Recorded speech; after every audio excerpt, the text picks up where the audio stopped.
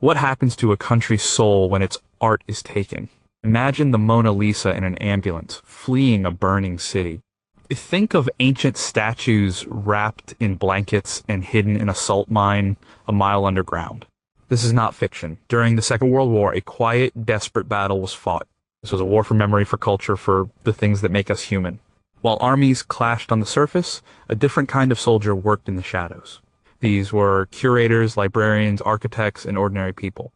They used cleverness, courage, and sometimes just pure stubbornness to protect thousands of years of human creation. How did they move an entire museum in a matter of days? What secret codes did they use to track stolen masterpieces? And where was the safest place on Earth to hide a painting? The answers are found in dusty basements, remote castles, and the forgotten notes of unlikely heroes. Number 19, could a spy's notebook save a masterpiece? Imagine working in a museum that has been turned into a sorting house for stolen art. You see the great works of your country and from across Europe being cataloged and prepared for shipment to foreign leaders. You are a quiet, unassuming art historian. No one pays you much mind. This was the situation for Rose Valland at the Jeu de Paume Gallery in Paris during the occupation. The building, once a place for public enjoyment, became the central depot for a special unit tasked with confiscating art. Their job was to seize collections, especially from Jewish families who had fled or been deported, and process them. Valland decided to act. She played the part of a compliant, invisible French administrator. She understood the language of the occupying forces, but she pretended she did not. This was her greatest weapon. For 4 years, she listened, she observed, and she secretly wrote everything down. In small notebooks, she recorded the contents of crates, the names of the original owners, the destinations of the trains carrying the art, and even the names of the officials involved. She documented thousands of pieces of art. The book The Rape of Europa by Lynn H. Nicholas details Valland's incredible risk. Every note she took could have led to her arrest and death. She hid her notes on her person or in her small apartment. Her work was slow and dangerous. She couldn't just take pictures. She had to memorize details, create numbers and railway schedules, then scribble them down when no one was looking. She developed a complex system of codes and abbreviations. Her meticulous records were not just a list of stolen goods. They were a map. After the liberation of Paris in August 1944, Valland did not stop. She presented herself to the Allied forces. She handed over her notebooks to the Monuments, Fine Arts, and Archives program, the group often called the Monuments Men. And her information was critical. It was like a treasure map leading them to the hidden repositories of stolen art. One of the most significant locations her notes pointed to was Neuschwanstein Castle in Bavaria. This fairy tale castle was used as a massive storage facility. Based on her intelligence, Allied officers were able to go directly to these locations and secure the art before it could be destroyed or disappear. James Rorimer, one of the key Monuments Men, wrote about his work with Valland in his book Survival, the Salvage and Protection of Art in War. He described her as quiet and fiercely dedicated, her memory for detail almost photographic. She provided the crucial link between the theft in Paris and the recovery in the German countryside. Her notes led to the recovery of an estimated 20,000 works of art from that one castle alone. Without her, thousands of masterpieces might have been lost forever. She was not a soldier with a gun. Her weapons were a pencil and a notebook. Her battlefield was a museum filled with stolen treasures. She chose to be a spy for art. After the war, she continued her work, helping to track down and return stolen art to its rightful owners. She was a key figure in the French Art Recovery Commission. Her story shows that saving culture is not always about grand gestures. Sometimes it is about quiet observation and the courage to write things down. What other kinds of secret information were being collected by ordinary people in occupied territories? How many other Rose Vallands were there whose notebooks were lost or destroyed before they could be used? And what coded messages, hidden in seemingly innocent letters or documents from the period, are still waiting to be discovered? Number 18, what if a salt mine was the safest place on Earth? Deep beneath the Austrian Alps lies a network of tunnels. For centuries, miners have carved their way through the rock, extracting salt. The air inside is cool and dry. The temperature is constant. It is a place of deep silence, far from the world above. During the war, this place, the Altaussee salt mine, became one of the most important art repositories in the world. It was chosen by the German command as the final and most secure hiding place for the art collection they were assembling for a planned museum complex in Linz. The logic was simple. A salt mine is naturally protected from bombing raids. The constant low humidity is ideal for preserving old canvases and wooden panels. Starting in 1943, a stream of trucks began arriving at the small mountain town. They carried some of the most famous works of European art. The Ghent altarpiece by the Van Eyck brothers was stored there. So was Vermeer's The Astronomer and Michelangelo's Bruges Madonna, a sculpture carved from a single block of marble. The collection grew to include over 6,500 paintings, along with countless sculptures, tapestries, rare books, and pieces of furniture. The story of the mine is documented in Robert Etzel's book, The Monuments Men. He explains how the art was carefully crated and moved deep into the mine's chambers. Local Austrian workers were employed to manage the storage, building wooden racks and monitoring conditions. They knew the value of what they were guarding. As the war drew to a close in 1945, a terrible order was issued by the regional leader, August Eigruber. He was a fanatical follower of the regime. The order was to destroy the entire mine with all the art inside it. He did not want the treasures to fall into the hands of the approaching Allied forces. He saw it as a final act of defiance. Crates of explosives were brought into the mine and placed at key structural points. This is where the local miners became the heroes. They knew the tunnels better than anyone. They understood the danger. Led by the mine's director, they began a secret operation to thwart the destruction. They risked their own lives. They moved some of the bombs. They stalled for time, giving false reports about technical difficulties. In a final, desperate move, they used a small, controlled explosion to seal the entrance to the mine. This blocked the regional leader's men from getting back inside to detonate the main charges. It also protected the art from the fighting that was happening in the nearby towns. When the American army arrived, they found the mine sealed. The Monuments Men, including George Stout, a conservation expert, were with them. They were guided by the local miners, who helped them blast a new safe entrance. What they found inside was astonishing. Chamber after chamber was filled with priceless art, sitting quietly in the dark. The recovery operation took months. Each piece had to be carefully removed, cataloged, and transported to collection points for eventual return. The Altaussee salt mine was both a tomb and a sanctuary. It was a place where humanity's creative genius was almost wiped out, but was saved by the bravery of a few ordinary men who refused to follow orders. How many other mines or natural caves across Europe were used for smaller, undocumented art caches? What treasures were moved into such locations but never recorded and might still be there? And what would have happened to the global art market and our understanding of art history if the plan to destroy the mine had succeeded? Number 17, did they really pack a museum into 100 trucks? The Louvre in Paris is more than a museum. It is a symbol of a nation's history and culture. As the threat of war loomed over Europe in the late 1930s, the director of the French National Museum, Jacques Jojard, faced an impossible question. How do you hide the Louvre? You cannot move the building, but you can move what is inside. Jojard was a meticulous planner. He did not wait for war to be declared. He began making secret preparations years in advance. He knew that if Paris were to be attacked, the museum would be a prime target, either for destruction or for looting. His plan was a masterpiece of logistics and secrecy. It is detailed in historical accounts in the documentary The Louvre in Wartime.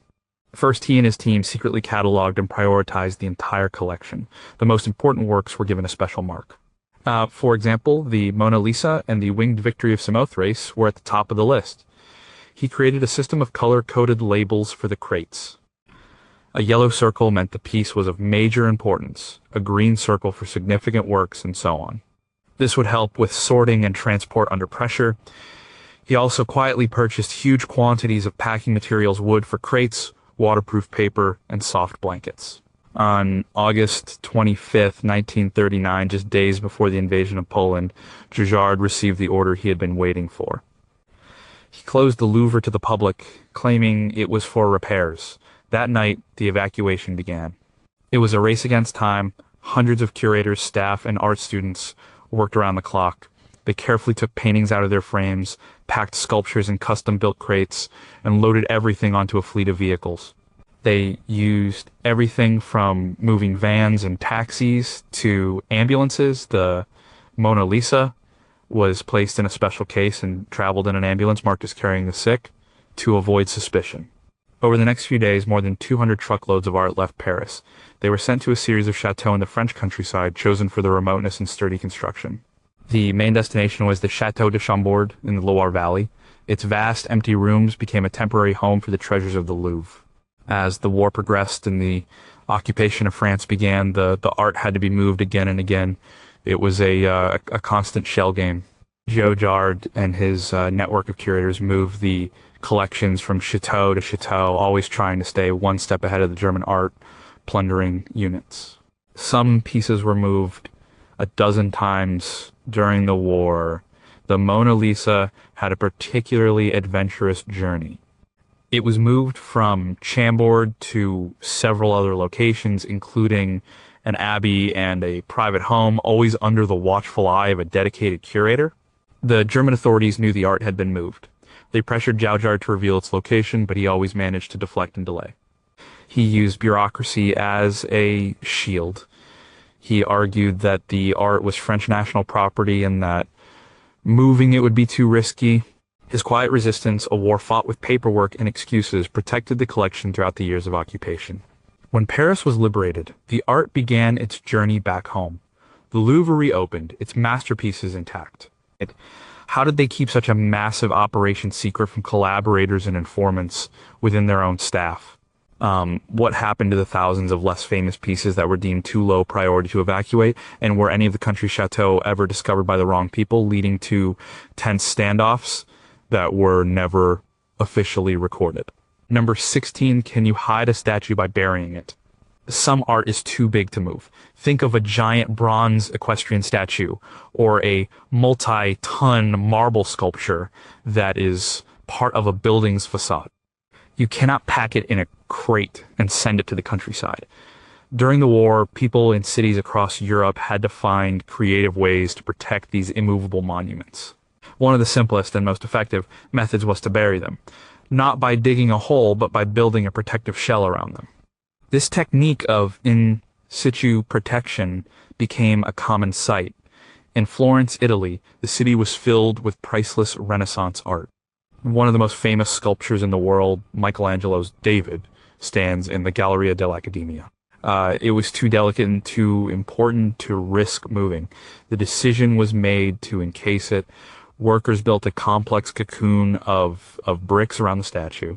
They started with a wooden frame, then carefully laid thousands of bricks, creating a tall, solid tower. Inside this brick shell, the David was further protected with sandbags and soft padding. From the outside, it looked like a strange, windowless tower had been erected inside the museum. This was a common strategy. Other major works in Florence, like the sculptures in the Medici chapels, were given similar brick tombs. The idea was that the brick structure would absorb the shock from a bomb blast or deflect shrapnel, protecting the fragile marble within. This wasn't just happening in Italy. In London, the threat of aerial bombardment was constant during the Blitz. The city's famous monuments were sandbagged. Nelson's Column in Trafalgar Square had its base protected by a mountain of sandbags. The same was done for statues of kings and historical figures across the city. The sandbags served a similar purpose to the brick cocoons in Florence.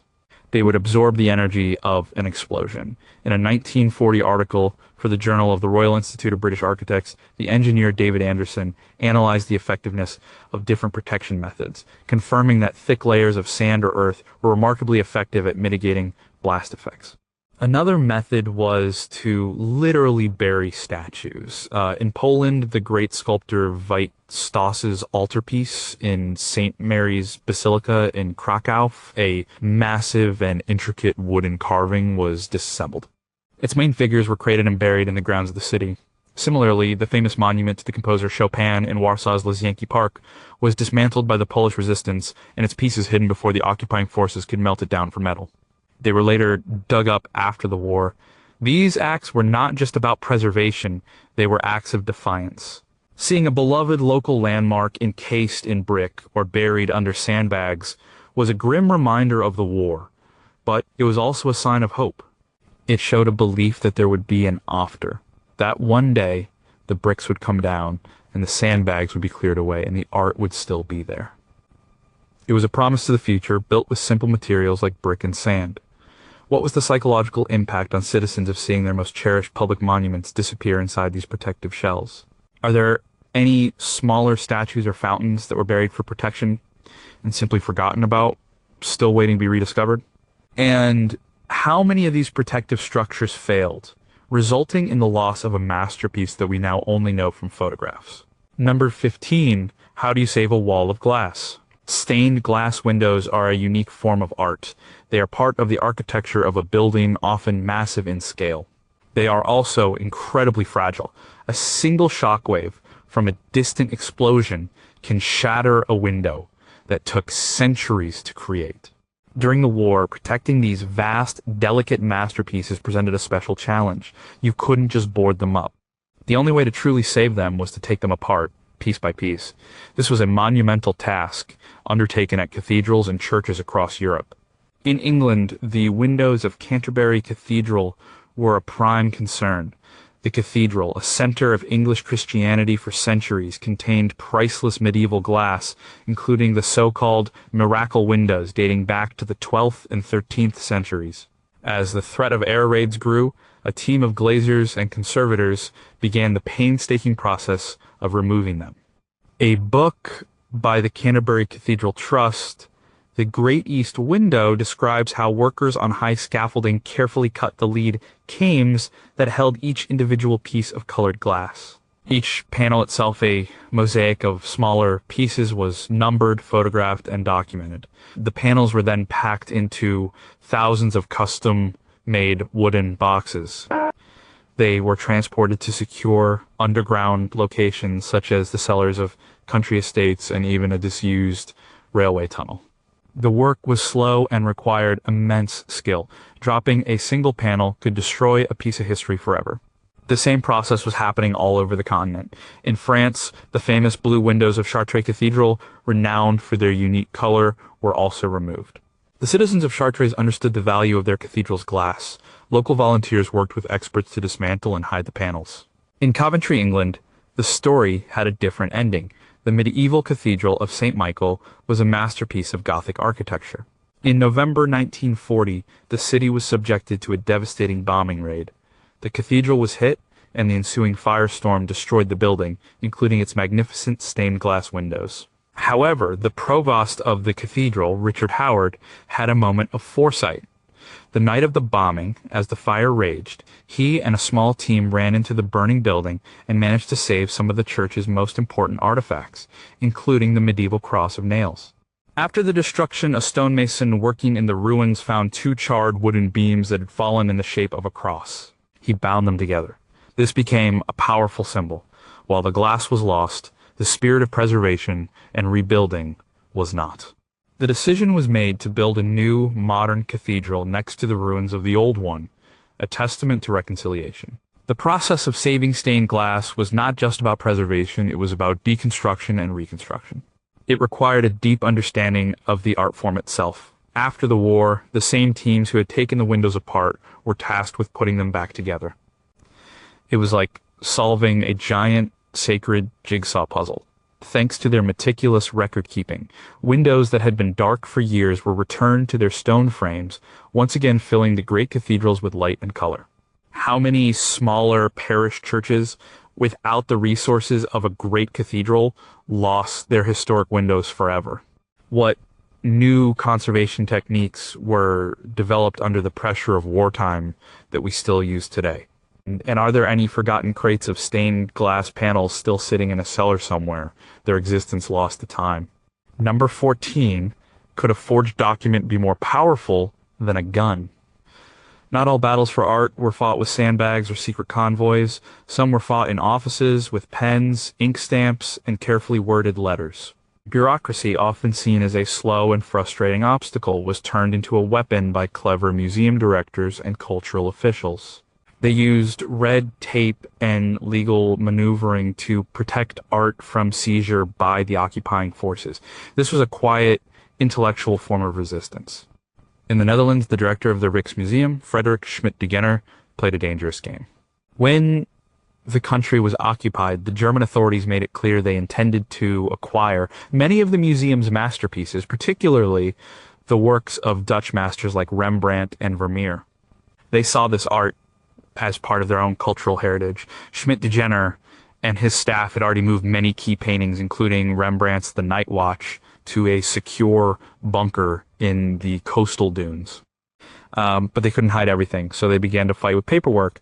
A key figure in this was Hans Paasy, the special envoy from the German leader tasked with acquiring art for the planned Fuhrer Museum. Paasy was a knowledgeable art historian, and he had a list of works he wanted.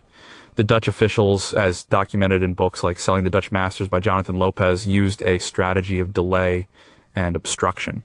They would claim a painting was not state property but belonged to the royal family, requiring complex legal negotiations.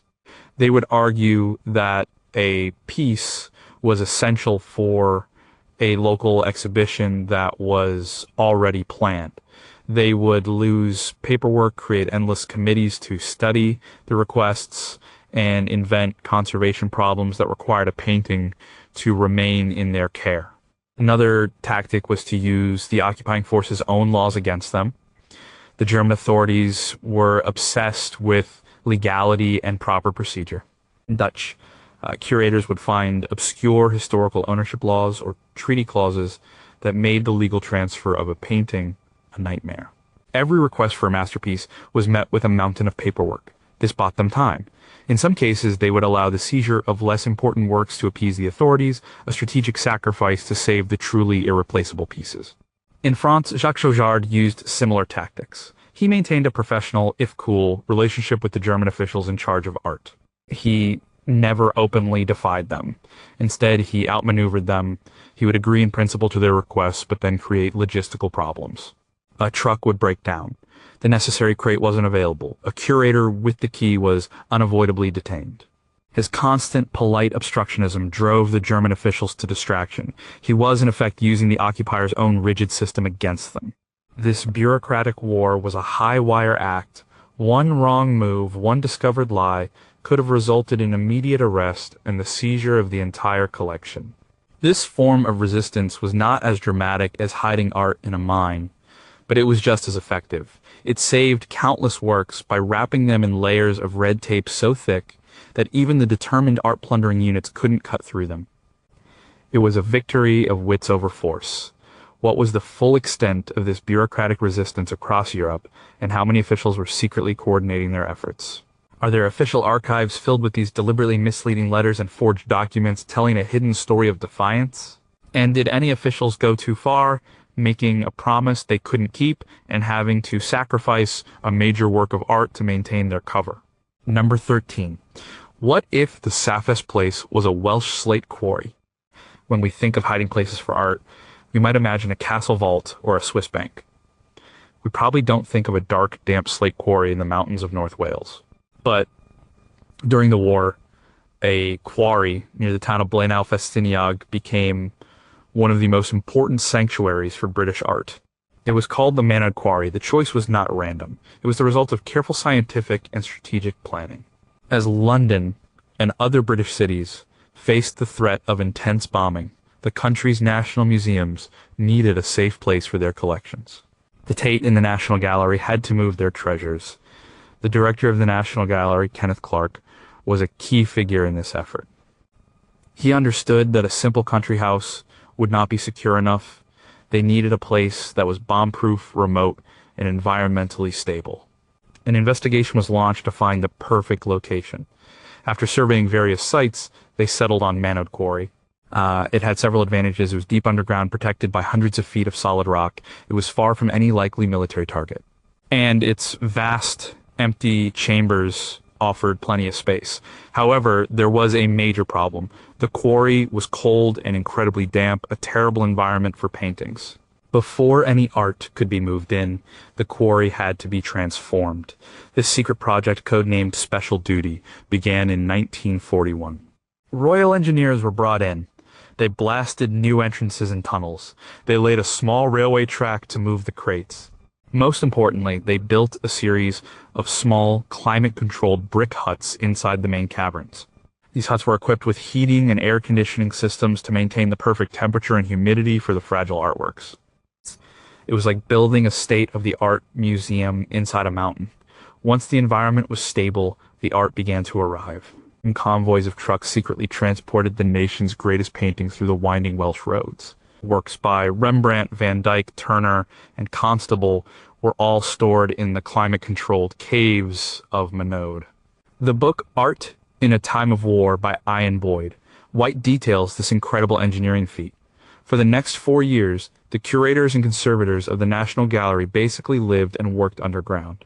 They constantly monitored the conditions and checked on the paintings. They even set up a small conservation studio inside the quarry. The local Welsh community was aware that something important was happening at the quarry, but the true nature of the cargo was a closely guarded secret. The project was a remarkable success. Not a single painting was damaged during its time in the quarry. In fact, some paintings emerged in better condition than when they went in, thanks to the stable environment. After the war, the paintings were returned to London. The Minode Quarry project showed a new level of scientific thinking and art preservation. It was not enough to just hide the art. You had to create the perfect environment to keep it safe. What other unconventional industrial sites were secretly scouted or used for art storage during the war? How did the curators and staff cope with the psychological stress of living and working in such an isolated, underground environment for years? And were there any security breaches or near misses at Minode that were kept out of the official reports? Number 12, did neutrality mean safety? During a continent-wide conflict, a few countries remained officially neutral. Places like Switzerland, Portugal, and Sweden became islands in a sea of war. This neutrality created unique opportunities and unique dangers for the world of art. These countries became safe havens for art collections, but also bustling hubs for the sale of stolen art. Their role was complex and is still debated by historians. Switzerland, with its long tradition of neutrality and secure banking system, was a natural destination. Wealthy collectors who feared for their collections sent their art there for safekeeping before the war even began. The Geneva Convention provided some legal protection for cultural property, and Swiss-free ports and bank vaults were seen as the most secure places in Europe. The city of Lucerne became a major center for the art market. Art dealers, collectors, and agents from all sides of the conflict converged there. However, this neutrality had a dark side. As art was systematically looted from occupied countries, much of it flowed through Switzerland. Dealers, some of whom were collaborating with the German regime, used Swiss channels to sell off plundered art for foreign currency. The book A Labyrinth of Complicity by Günter Bischoff explores how neutral countries were entangled in the economic aspects of the war, including the art trade. A painting stolen from a family in Paris could be shipped to Geneva, given new ownership papers, and then sold to a buyer in North or South America. This art laundering made it incredibly difficult to trace the works after the war. Portugal, under the government of Antonio de Oliveira Salazar, was another important neutral country. And Lisbon became a city of spies, refugees, and intrigue. It was one of the few places where people and goods could move between the warring sides. The Altaussee Gulbenkian Museum in Lisbon is a legacy of this period. Gulbenkian was a wealthy Armenian businessman and art collector who moved his vast collection to Portugal to protect it from the conflict. His presence helped solidify Lisbon's status as a safe place for cultural assets. However, like Switzerland, Portugal's ports were also used to transport art of questionable origin. The actions of individuals in these neutral countries were also crucial. Diplomats from neutral nations sometimes used their status to help. The Swedish diplomat Raoul Wallenberg is famous for saving tens of thousands of Jewish people in Hungary. Less well known are the efforts of consuls and ambassadors who used diplomatic pouches and their immunity to help smuggle small, valuable works of art or important documents out of danger zones. They were operating in a gray area, risking their careers and their country's neutrality. The role of neutral countries was a double-edged sword. They provided genuine sanctuary for many collections, saving them from destruction. But they also provided the infrastructure that allowed the trade in stolen art to flourish. The legacy of this period is still being untangled today as museums and families continue to search for art that disappeared into the murky channels of the neutral art market. How many pieces of looted art are still hanging in private collections, their wartime origins obscured by falsified Swiss documents? Did the governments of neutral countries secretly facilitate the art trade to gain economic advantages? And what role did their banks play in financing these transactions and hiding the profits? Number 11, who guards the guardians? We often focus on the art itself, the paintings and sculptures, but what about the knowledge that gives them context? What about the books, archives, and research that form the backbone of art history? Libraries and archives across Europe were also in grave danger. The destruction of a library can be as devastating as the loss of a museum. It erases memory and knowledge. During the war, librarians and archivists became frontline soldiers in the battle to save cultural memory. In London, the great libraries faced the same threat of bombing as the museums. The British Museum Library, now the British Library, held irreplaceable treasures, including the Magna Carta and ancient manuscripts. A plan was put in place to evacuate the most important items. One of the chosen locations was the National Library of Wales in Aberystwyth. This location was chosen for its remoteness. A special underground tunnel was prepared next to the library building to provide bomb-proof storage. Thousands of the most precious manuscripts and books from London were secretly transported to Wales by train. In Warsaw, the situation was far more desperate. The city's libraries and archives were systematically targeted for destruction by the occupying forces as part of a campaign to erase Polish culture. Librarians and scholars undertook heroic clandestine operations to save what they could. They smuggled books out of sealed-off ghettos and official libraries marked for destruction. They created secret underground archives, hiding books in the basements of churches, convents, and private homes. The book, The Library of the Warsaw Ghetto, by Susan Sinclair, tells the story of the Oynig Shab's archive, a secret collection of documents, essays, and testimonies gathered within the ghetto to create a record of their lives. The archive was buried in milk cans and metal boxes just before the final destruction of the ghetto. Most of it was recovered from the rubble after the war, providing an unparalleled historical record. In Italy, the Vatican Library acted as a sanctuary. As the war moved up the Italian peninsula, many Italian libraries were at risk. The Vatican, as a neutral state, offered its protection. It opened its doors to collections from other libraries. The library of the Abbey of Monte Cassino, one of the oldest and most important monastic libraries in the world, was in the direct path of a major battle. Before the abbey was destroyed by Allied bombing in 1944, German officers, in a rare act of preservation, managed to evacuate most of its priceless manuscripts and archives. They were transported in trucks, some going to the Vatican and others to a repository in Spoleto. This act was complex. It was preservation, but also a form of seizure. After the war, the materials stored in the Vatican were returned. These librarians and archivists were not just saving paper and ink. They were saving stories, evidence, and identity. They understood that without these records, future generations would not be able to understand their own past. They worked in secret, often with minimal resources, driven by a profound sense of duty to the knowledge they protected. How many secret milk can archives were created that were never found? What crucial historical records were lost forever in the fires that consumed libraries in places like Warsaw and Coventry?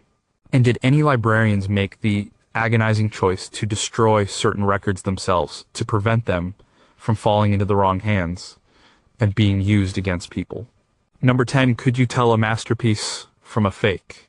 In a war of deception, art itself could become a tool of misdirection. While many efforts focused on hiding real masterpieces, a few clever operations involved the use of fakes and copies. This was a risky strategy. It could be used to fool art plundering units to secure the release of prisoners or simply to buy time. The world of art forgery, usually a criminal enterprise, found a strange and sometimes heroic purpose during the conflict. One of the most famous stories is that of Han van Meegeren, a Dutch painter and forger. His story is told in the book The Forger's Spell by Edward Dolmek. Van Meegeren was a talented artist who felt his own work was unappreciated. He turned to forgery, becoming an expert at creating paintings in the style of 17th century Dutch masters, especially Johannes Vermeer. He developed sophisticated techniques to age his canvases and crackle the paint, fooling even the top experts of the day.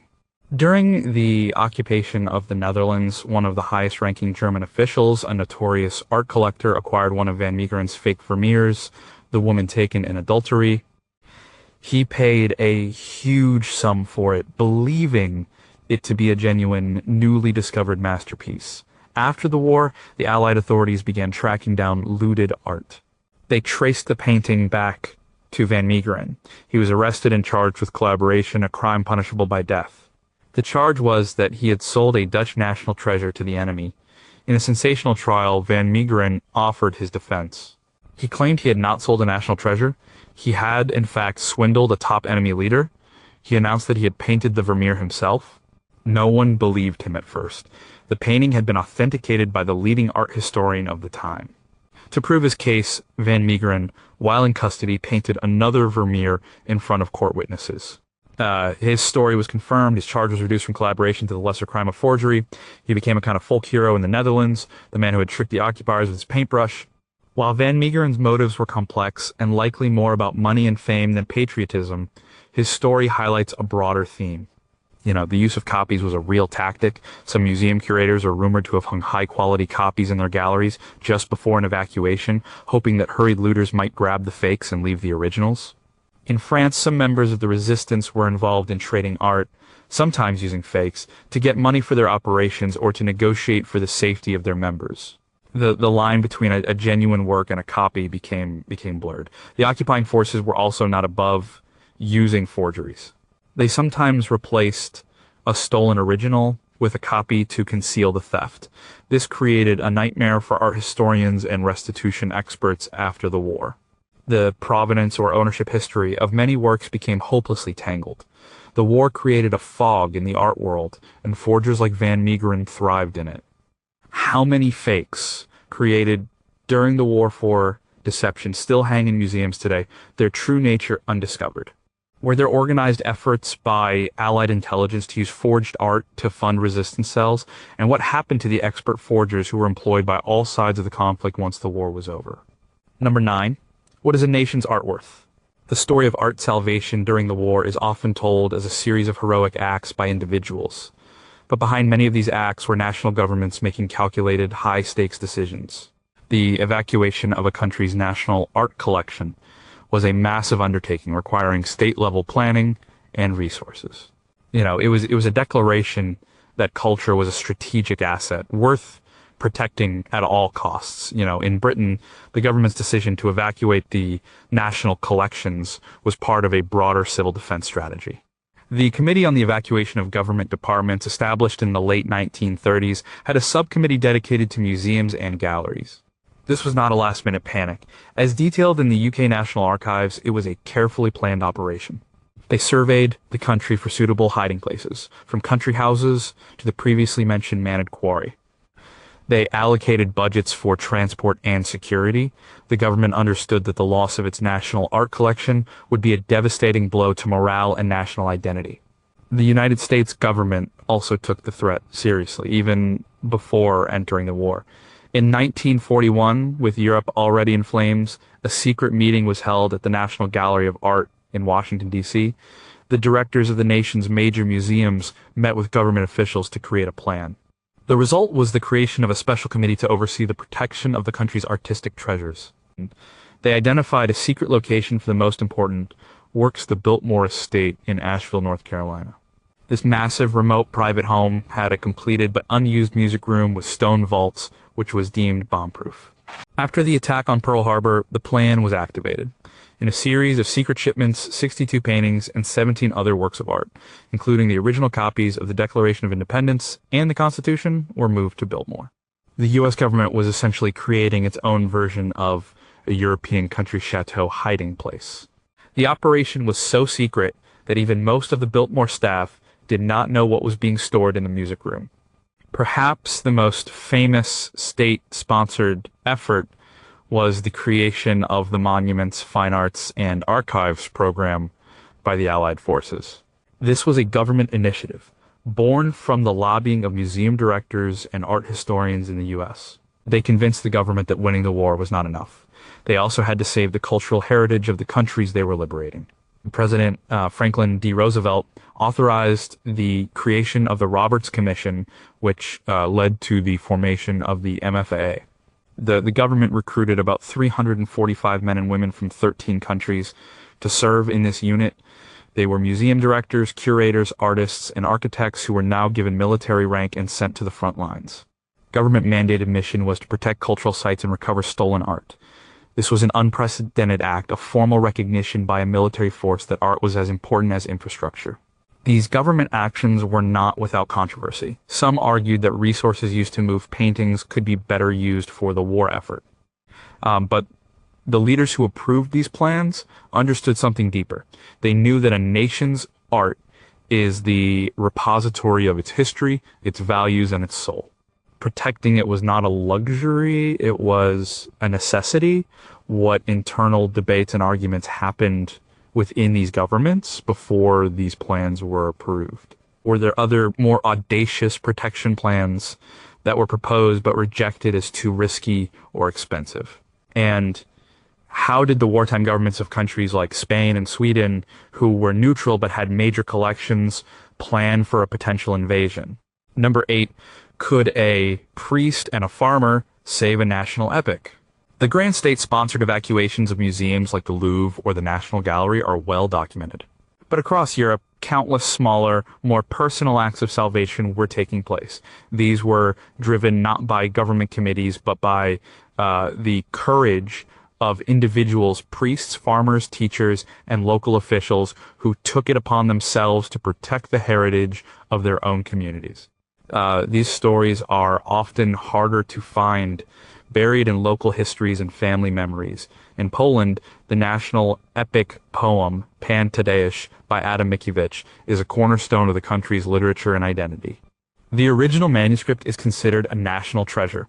During the war, the Ossolineum Institute in Lwów, now Lviv, Ukraine, which housed the manuscript, was under threat.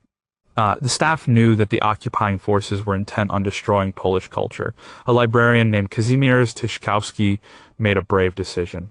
He and a small group of colleagues packed the Pan Tadeusz manuscript, along with other priceless literary works, into a metal box. They needed to hide it somewhere safe, away from the city. They entrusted it to a local parish priest. The priest, in turn, worked with a farmer who buried the box under the floor of his barn. For years, this cornerstone of Polish literature lay hidden in the earth, protected by ordinary people who understood its importance. They had no official orders or resources. Their only motivation was a sense of duty to their culture. After the war, the manuscript was dug up and eventually returned to the Ossolineum, which had relocated to Wrocław. Similar stories can be found all over Europe. In the small towns of Italy, as the front line moved north, local priests often took the lead in protecting church art. They would hide silver chalices, religious paintings, and ancient relics in crypts or with trusted local families. The book, Italy's Sorrow, by James Holland, contains many accounts of these local efforts. In one town, the citizens dismantled a priceless Renaissance altarpiece and hid the panels in their wine cellars. They knew that if the art was left in the church, it would likely be stolen or destroyed in the fighting. In France, outside the official network of chateaux used by the Louvre, many small regional museums had to fend for themselves. A local mayor might commandeer a truck to move the town museum's collection to a nearby cave. A school teacher might hide a collection of historical documents in her attic. These were improvised, decentralized efforts. There was no master plan. People used their local knowledge to find the best hiding places. They relied on networks of trust built over generations. A farmer would trust the local priest, who would trust the local doctor. These small-scale acts were vital. They saved the regional and local cultures that make up the rich tapestry of a nation. While the great museums protected the famous masterpieces, these individuals protected the local saints, the town charters, and the paintings of local heroes. Their actions were a grassroots defense of memory and identity. How many of these local stories have been lost to time, the heroes never recognized? What happened in communities where these networks of trust broke down and neighbors informed on each other? And are there still works of art, hidden in a French barn or an Italian cellar whose guardians died without passing on the secret of their location? Number 7, how do you protect a city of art? Some places are not just cities with museums in them, they are museums themselves. Cities like Florence, Rome, and Venice are living works of art, where every street and building holds a piece of history. Protecting such a place during a war is an almost impossible task. You cannot evacuate a whole city. The effort to save these art cities involved a unique combination of military negotiation on the ground preservation and international diplomacy. The case of Florence is particularly dramatic. As the Allied forces advanced up the Italian peninsula in 1944, the city of the Renaissance lay directly in their path. Both sides knew the cultural value of what was at stake. The retreating German army was under orders to demolish all the bridges across the River Arno to slow the Allied advance. This would have been a catastrophe. The most famous bridge, the Ponte Vecchio, which dates back to the 14th century and is lined with shops, was a masterpiece of engineering and a symbol of the city. In a remarkable turn of events, the German consul in Florence at the time, Gerhard Wolff, played a crucial role.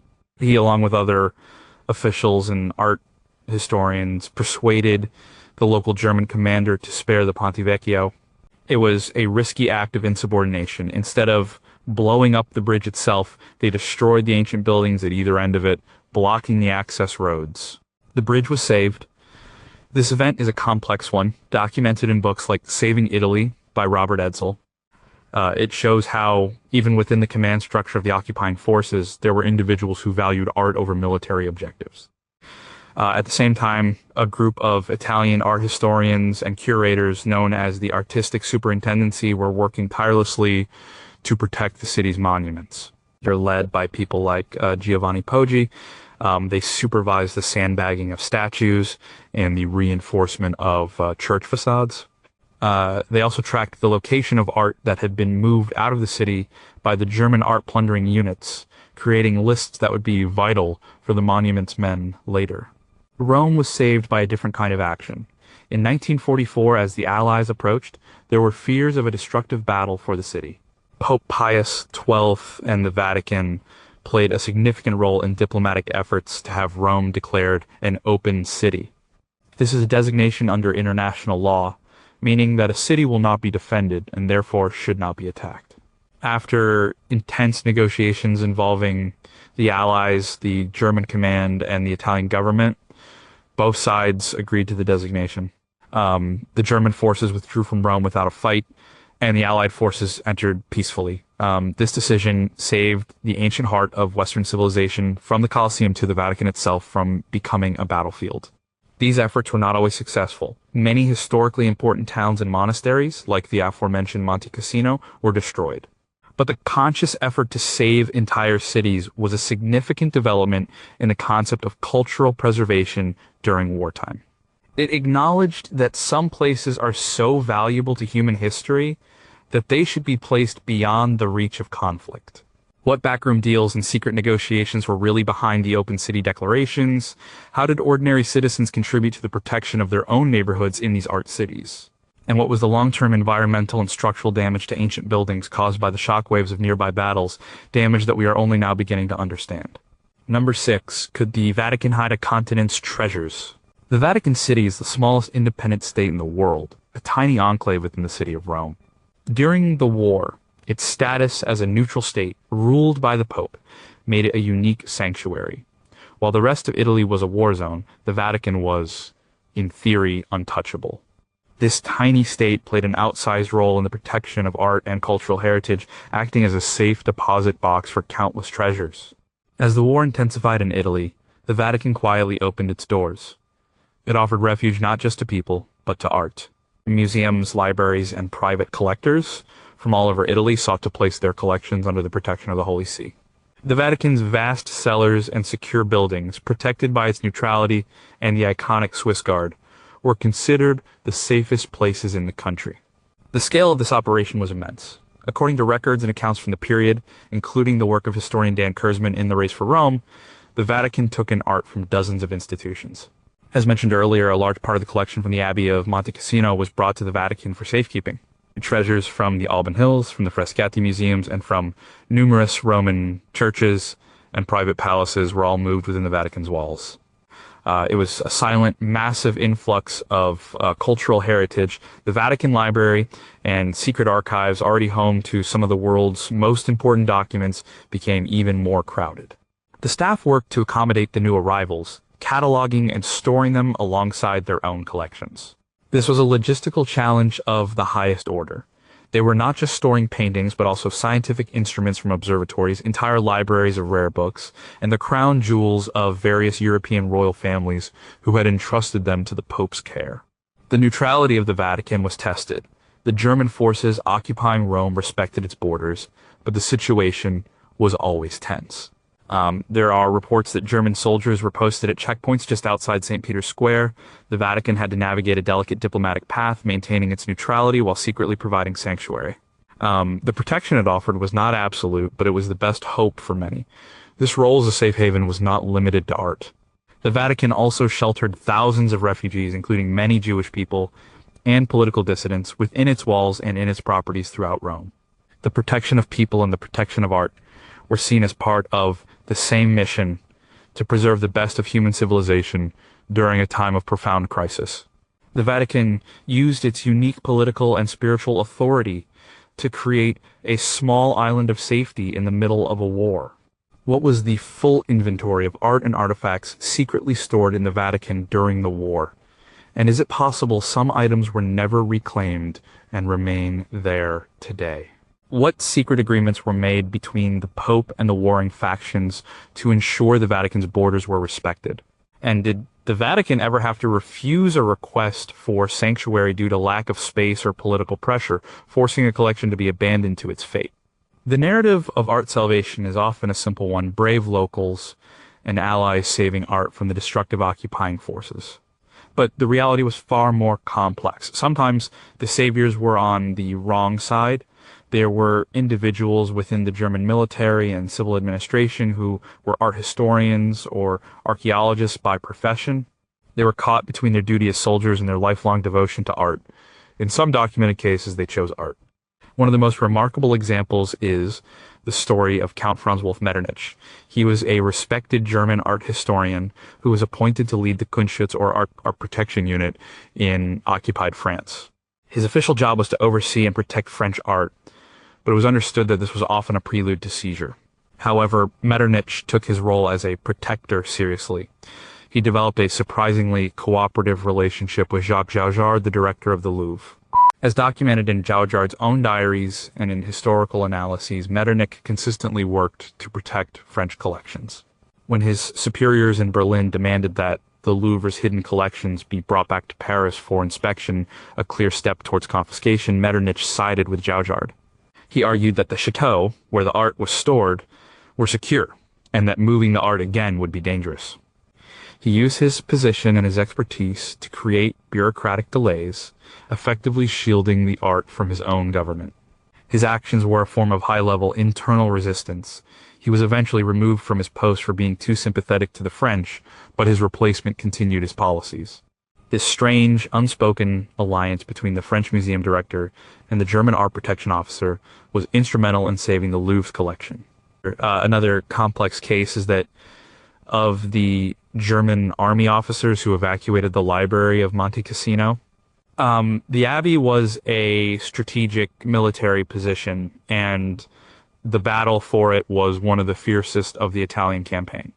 Two officers, one a lieutenant colonel and the other a medical captain, recognized the immense cultural value of the Abbey's archives. On their own initiative, they organized a fleet of trucks to evacuate the library's contents before the battle began. They moved over 120,000 volumes and priceless manuscripts. While their actions saved the collection from the subsequent Allied bombing, it also put the collection under German control.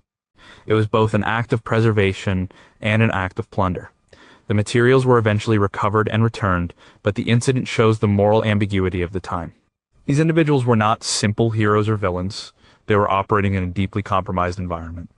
Their actions challenge our easy assumptions about the war. They show that a love for art and history can sometimes transcend national loyalty and military orders.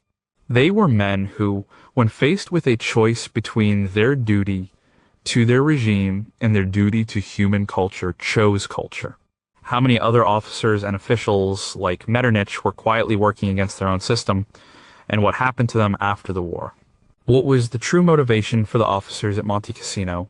Was it pure love of culture, or was it also an attempt to secure valuable assets for their own side?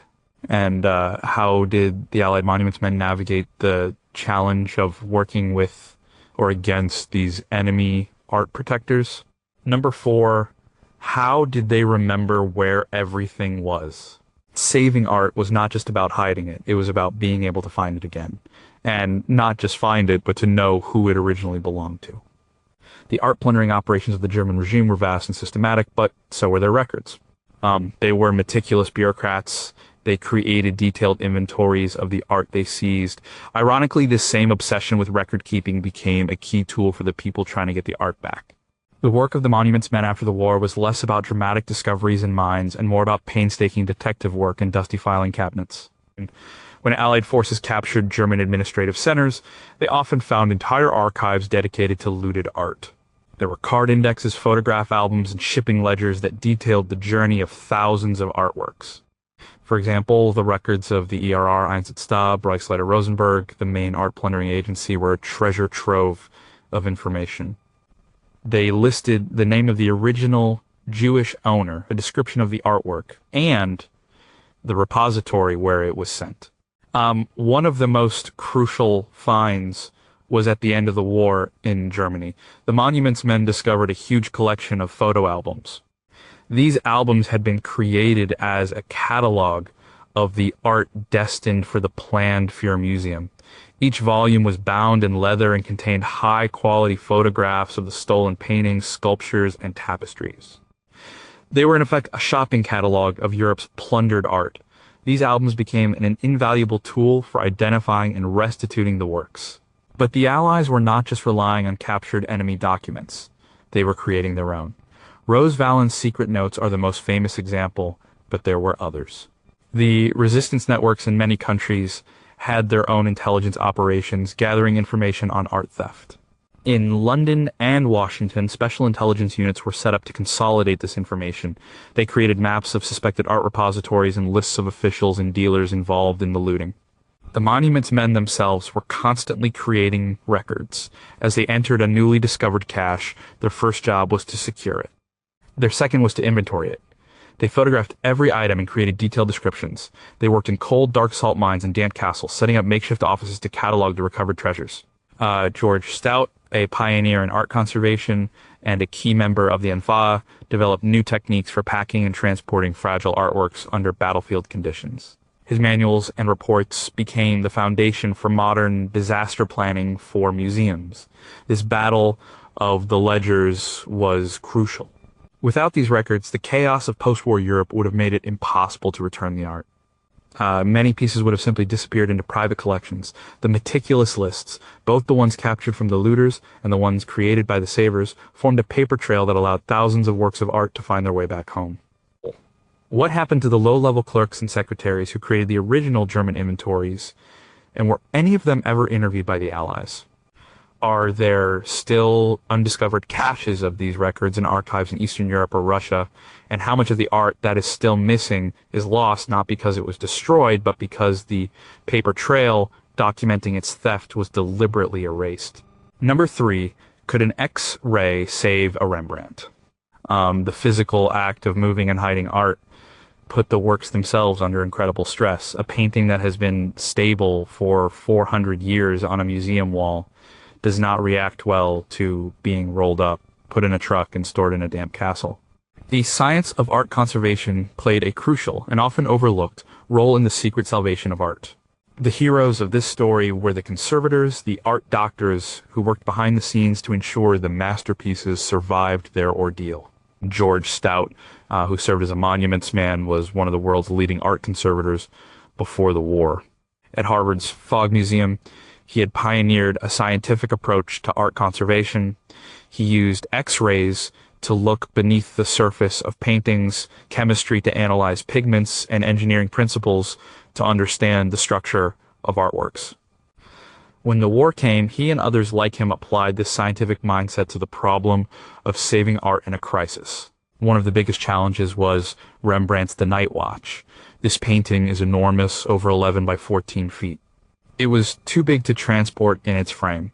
The curators at the Rijksmuseum in Amsterdam made the difficult decision to remove it from its stretcher and roll it around a large, specially designed cylinder.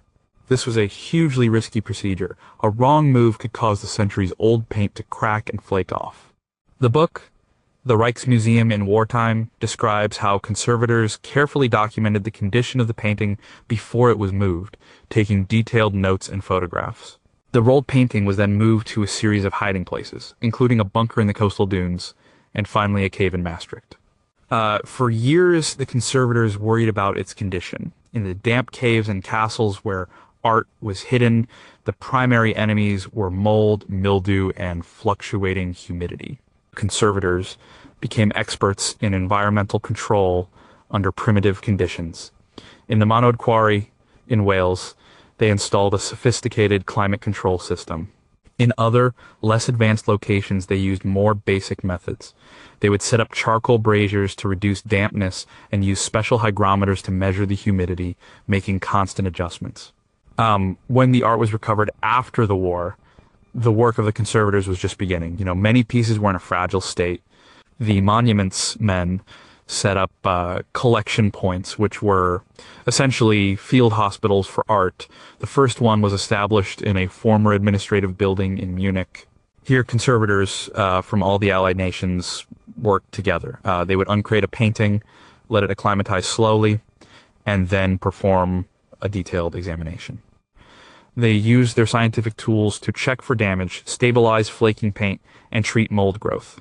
This was slow, methodical work that was essential for the long-term survival of the art. The war, in a strange way, advanced the field of art conservation. It forced conservators to solve problems on a scale they had never imagined. They developed new techniques for packing, transport, and emergency repair that are still used in museum disaster planning today. They proved that saving art is not just about hiding it, it's about understanding its physical nature and fighting a constant, quiet battle against decay. What long-term, invisible damage was done to paintings by being rolled or stored in poor conditions, damage that might only become apparent decades later. What ingenious, improvised conservation techniques were invented on the spot by curators in isolated chateaux that were never written down. And did the stress of wartime conditions accelerate the degradation of certain pigments or materials in ways that are still not fully understood? Number 2, what if a painting was more important than a person? This is a difficult and uncomfortable question. In the midst of a global conflict where millions of lives were being lost, why did a small group of people dedicate themselves and risk their lives to saving paintings and statues? What was the underlying philosophy that drove the monuments men, the museum directors, and the local curators? It was a belief that art is more than just a collection of beautiful objects. It is the memory of a civilization. The driving force behind the creation of the Monuments, Fine Arts, and Archives program was a group of American art historians and museum directors. They saw what was happening in Europe, not just the destruction from combat, but the systematic looting. They understood that this was not just theft, it was a deliberate attempt to erase the cultural identity of a people. In a 1943 letter to President Roosevelt, the Roberts Commission argued that the spiritual and material substance of a nation includes its works of art. To lose them would be to lose a part of the nation's soul. This philosophy was put to the test on the battlefield. The monuments men were often at odds with military commanders. A commander trying to win a battle might see a historic church as nothing more than a potential enemy sniper position. An artillery officer might not care that the bridge he is about to destroy is a medieval masterpiece. The monuments men had to go to the front lines and make the case for culture. They carried off-limits lists and maps showing important cultural sites. They would try to persuade commanders to use different tactics to go around a historic town instead of through it. Sometimes they succeeded, sometimes they failed. One of the most powerful articulations of this philosophy came from a speech given by a character in the 1964 film The Train, which was based on Rose Valland's story. The French railway worker, when asked why he is risking his life for a train full of paintings, says, "This train is our heritage. The contents of that train are the pride of France." This sentiment was real. People like Jacques Jaujard and Rose Valland believed they were protecting the very essence of their nation. They felt that if the art was lost, even if the country was liberated, the victory would be hollow. This belief was not universal. Many soldiers on the ground, witnessing the horrors of combat, found it hard to understand why a statue was a priority. But the people at the heart of the preservation effort saw a longer game. They were fighting for the future. They believed that after the destruction was over, art would be essential for rebuilding. It would be a reminder of what the war was fought for, to preserve a civilization that valued beauty, creativity, and freedom of expression. They were saving the evidence that there was more to humanity than just its capacity for destruction. They were saving the proof of our better angels. Did any monuments officer ever face a direct choice between saving a work of art and saving a person? And what decision did they make?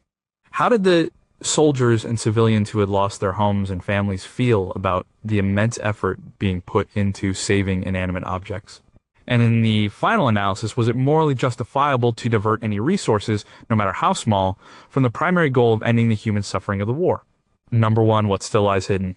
The end of the war in 1945 was not the end of the story. It was the beginning of the largest art recovery and restitution effort in history. The Monuments Men and other national commissions began the monumental task of sorting through the recovered art and returning it to its country of origin. But this process was, and remains, incomplete. The chaos of the war's end, the shifting borders, and the beginning of the Cold War created a new set of problems. Thousands of works of art are still missing. Some were undoubtedly destroyed in the final, chaotic months of the war. Others may have been taken by individual soldiers as souvenirs. A large number of artworks were taken by the Soviet Union's trophy brigades. As the Red Army advanced from the east, they systematically removed art and cultural assets from German museums and private collections, viewing it as justified reparations for the immense destruction their country had suffered. For decades during the Cold War, the existence of this art was officially denied. Only in the 1990s did Russia begin to acknowledge that it held vast collections of this trophy art, including masterpieces from the Impressionist and post-Impressionist periods. The legal and moral debate over the ownership of this art continues to this day. The search for art stolen from individual collectors, particularly Jewish families, is also an ongoing struggle. Many of the original owners did not survive the war. Their heirs have had to fight long legal battles with museums and current owners to reclaim their family property. Organizations like the Monuments Men Foundation and the Art Loss Register continue the work, using digital archives and new research to trace the provenance of suspicious artworks that appear on the market. Every few years, a news story will break about a major discovery, a priceless painting found in a German apartment, a lost sculpture identified in a museum storage.